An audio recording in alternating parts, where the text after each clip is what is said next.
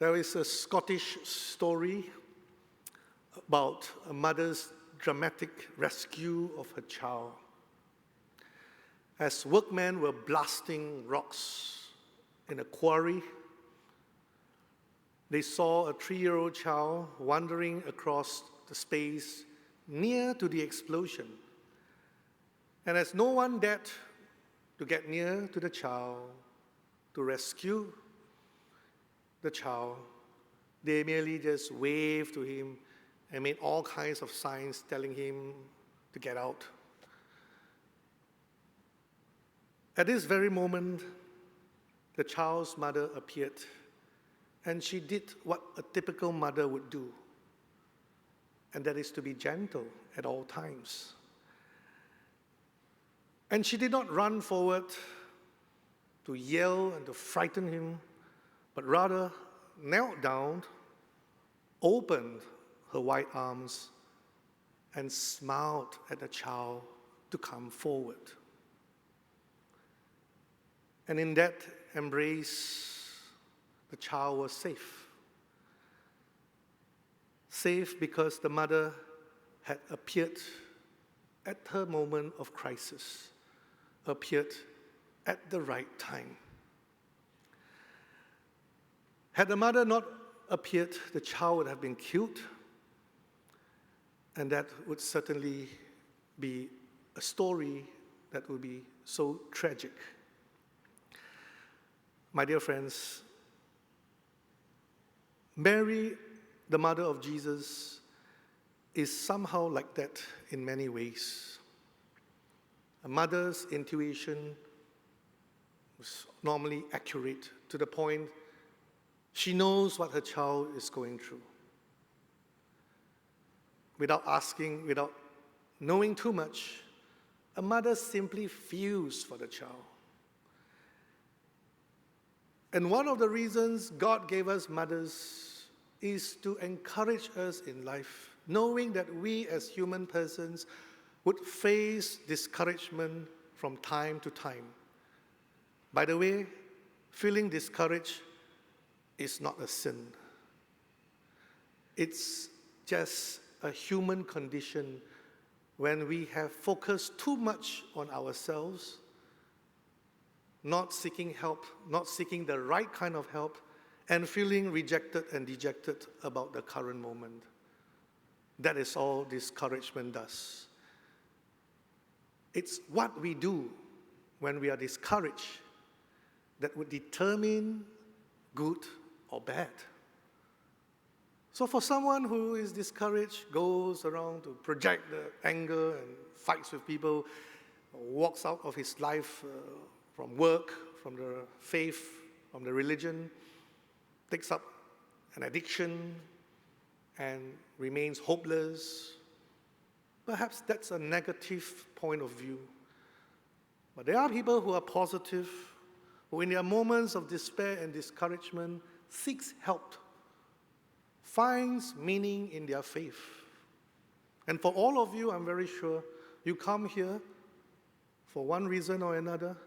Sometimes you come here to feel assured, to find that embrace that you know Mary's arms is always opening. Just like how she holds on to Jesus, she wants to hold us as well. And no need for her to say anything. Many of us feel some kind of consolation. Some problems never go away, but there is a transformation of faith. Suddenly we become courageous. Suddenly we become hopeful. Those miracles are not external. Those are internal. God creates miracles in our lives so that we can hold on to the faith and have a close relationship with God. So the person whom we are embracing is not a stranger. It's a God who wants to help us. It's a God who seeks us more than we ever seek them. But the challenge is, will we walk towards that embrace? Will we trust that this God is a God of miracles and wonders? So Mary allows us to go to Jesus. And this is where Jesus also opens his arm on the cross, as you can see, awaiting our arrival, waiting to hold on to us so that we will be saved from all those despair. Especially in these days, we need God more. We need more confidence so that we don't buy the toilet paper off the shelves, hoard face masks, go to the lift and don't know which finger to use to press the button because all are contaminated, or despising and discriminating people who sneeze loudly and cough suddenly, so on and so forth. So God doesn't want us to fall into the pit of discouragement where we no longer find any more meaning and joy in our lives. So celebration must continue. Today is Chap Gome. Anniversaries, birthdays, we ought to celebrate. By the way, if God invites you with an invitation of death, can anyone refuse? No. You have to kwai, follow, and whatever you do, you cannot say goodbye because he wants you back home. So, my dear friends, ability to let God speak and act. God asks us to be like one person or one kind of person in the Bible. If you can recall the words of Jesus, he wants us to be like a child. To be childlike, but not childish. Because a child would always surrender himself or herself to whoever is taking care of them. And they won't ask questions, but sometimes they can be mischievous, they can be defiant, but at the end of the day, they follow their parents wherever they go.